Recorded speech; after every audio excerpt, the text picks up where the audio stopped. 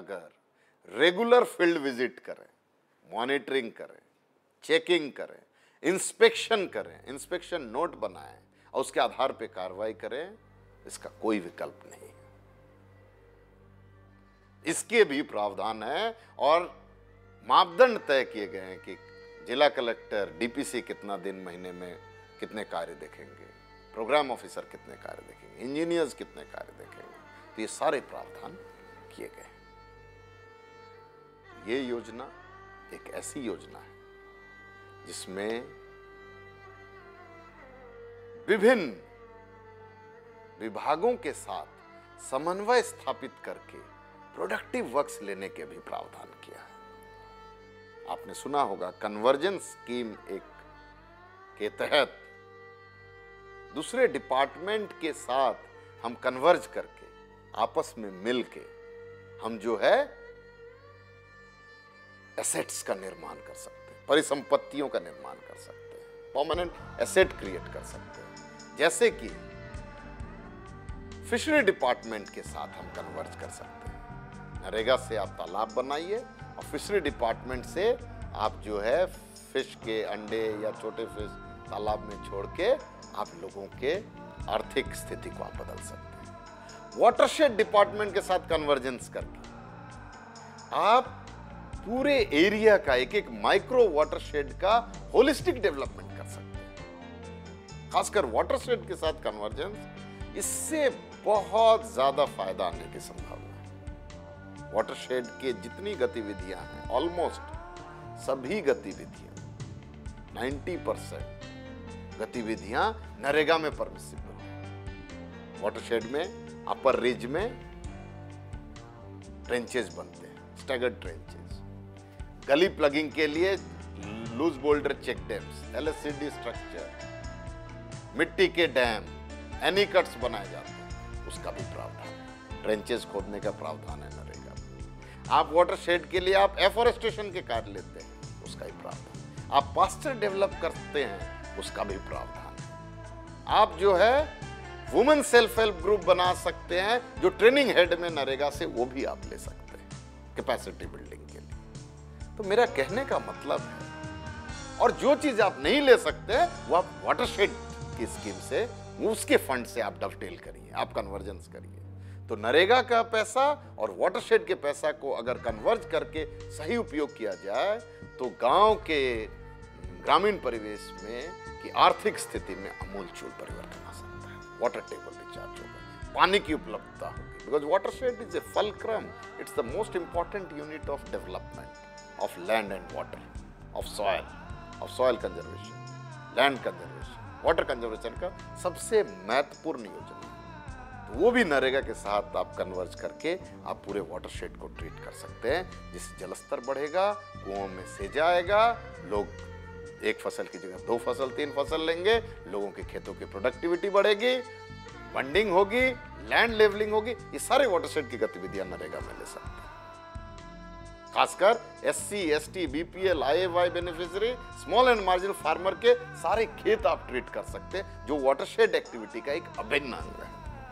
तीसरा चीज, forest department के साथ आप कन्वर्जेंस करके आप वृक्षारोपण के कार्य ले सकते हैं। आप हॉर्टिकल्चर डिपार्टमेंट के साथ कन्वर्जेंस करके आप जो है फलदार पौधे उगा सकते हैं, वेजिटेबल उगा सकते हैं। तो ये सारे ड्रिप और स्प्रिंकलर इरिगेशन, आप हॉर्टिकल्चर से आप ड्रिप और स्प्रिंकलर लीजिए, और लैंड लेवलिंग और पौधा का काम आप नरेगा से आप जो है खर्च करिए। तो इन दोनों कन्वर्जन से आप लोगों के आय में वृद्धि कर सकते हैं, गरीब के आय में वृद्धि कर सकते हैं। तो ये सारे प्रावधान नरेगा योजना में है, और इस कन्वर्जन से मैं ये आपको बताना चाहूँगा, कन्वर्जन से और एससी, एसटी, बीपीएल और स्मॉल मार्जिन फार्म के निजी खेतों काम लेने से गरीबों के जीवन में कई परिवर्तन है। खासकर आंध्र प्रदेश, कर्नाटका, ये कुछ ऐसे राज्य हैं जिन्होंने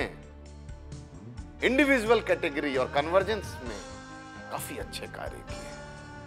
हमें जरूरत है इन सारे कार्यों को, अच्छे कार्यों को, कन्वर्जेंस के कार्यों को आगे बढ़ाने की। 1 और 1 11 होता है, 1 और 1 2 नहीं होता है। कन्वर्जेंस में concept of synergy comes into operation. Agriculture department, NREGA.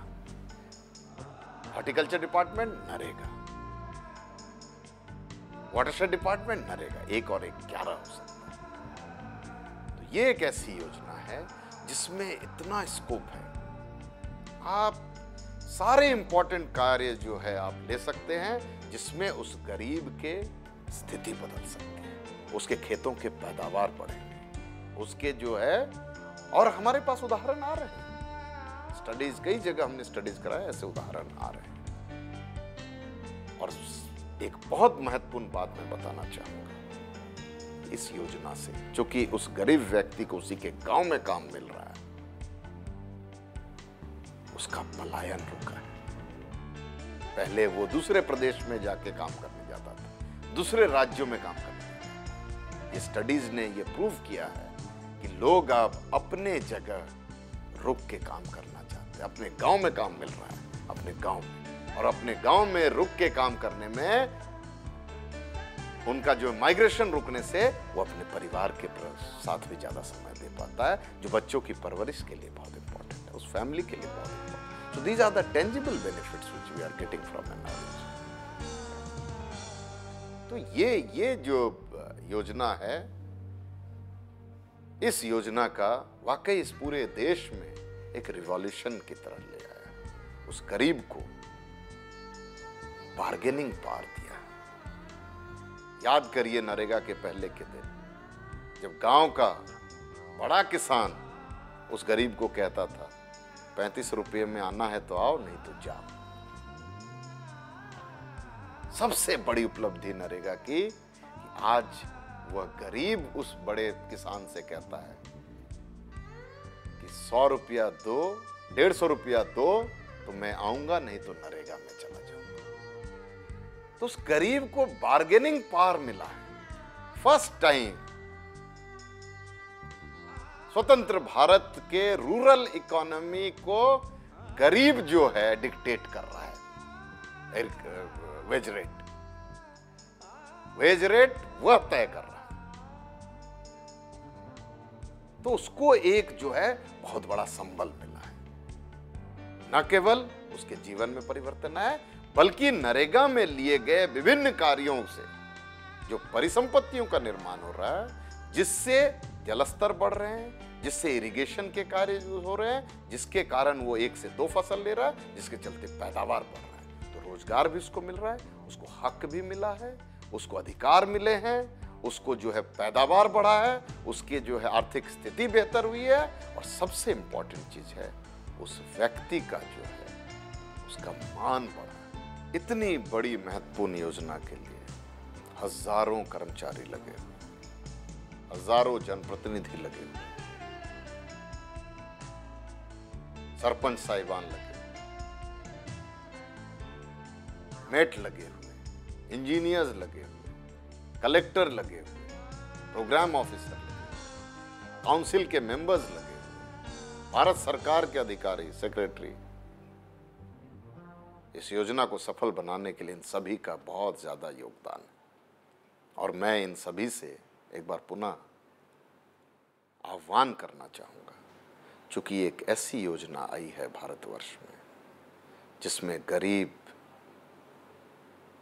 का हक जुड़ा हुआ है, गरीब का जीवन यापन जुड़ा हुआ है, गरीब की आर्थिक स्थिति जुड़ी हुई है, गरीब का प्रेस्टीज जुड़ा हुआ है, उसकी इज्जत जुड़ी हुई है, उसका मान सम्मान जुड़ा हुआ है, उसकी भलाई जुड़ी हुई है. इससे नेक काम नहीं है. तो मैं इन सभी स्टेक होल्डर्स, जो भी प्रत्यक्ष या परोक्ष रूप से नरेगा से जुड़े हुए हैं, सभी जनप्रतिनिधियों से, सभी अधिकारी कर्मचारियों से मैं निवेदन करना चाहूँगा कि इस पुनीत कार्य में आप जितना दिल से, अंतः मन से काम करेंगे, जितना कमिटमेंट के साथ काम करेंगे, उस गरीब का उतना ही भला होगा, और वह गरीब इस गरीबी रेखा से ऊपर उठ सकेगा. आप खुद को इस गरीब के तरफ रख के जब सोचिएगा, तब आपको इस चीज का एहसास होगा, इसलिए मेरा निवेदन है कि जितने कर्मचारी लगे हुए, अब तक आपने जितना काम किया है, इसके लिए मैं मंत्रालय की तरफ से बहुत बहुत धन्यवाद देता हूँ और आपका आभार व्यक्त करता हूँ और आशा करता हूँ कि आगे के दिनों में उस गरीब को ध्यान में रखते हुए आप इस योजना में अपना पूरा मन, लगन और परिश्रम के साथ करेंगे। तो वह दिन दूर नहीं जब महात्मा गांधी नरेगा योजना से महात्मा गांधी जी के सपनों का भारत बनेगा और महात्मा गांधी जी के उनकी मंशा, उनके सपनों के अनुसार इस देश का प्रत्येक व्यक्ति फक्र से कह सकेगा कि हम भारत के बहुत ही सुखी नागरिक हैं।